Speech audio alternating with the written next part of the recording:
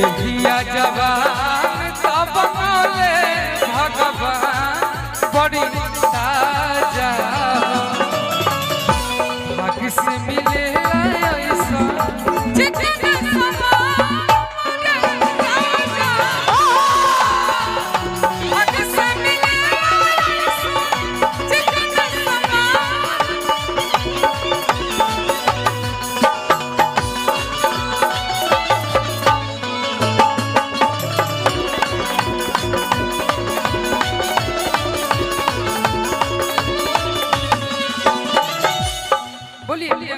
हम तो आपका दिल इहे कह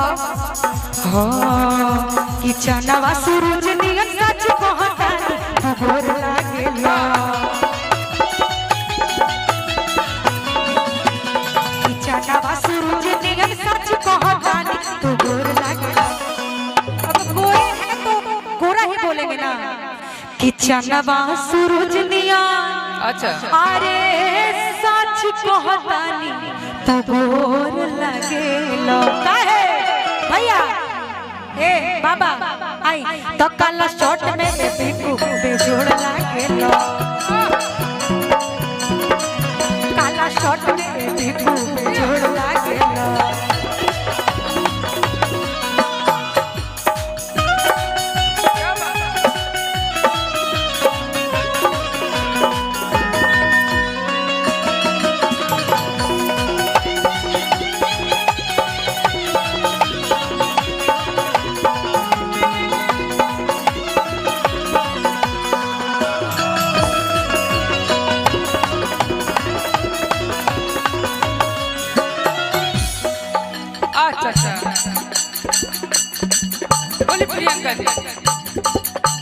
चले लो रहिया में ही पीउड़ा के रख देलो हमरा के पगली बना के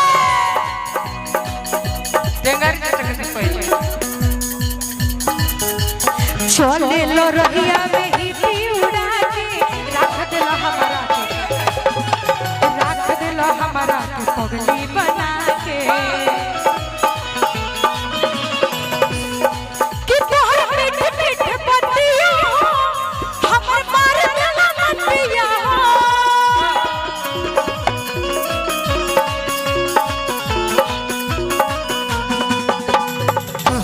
पर दीवाना बनी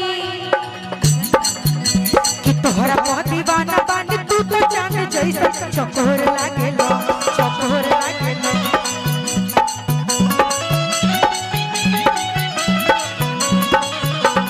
तोहरा पर दीवाना बनी तू तो जान जैसा चकोर लागेलो चकोर लागेलो काला शॉट में बिकू बेजोड़ लागेलो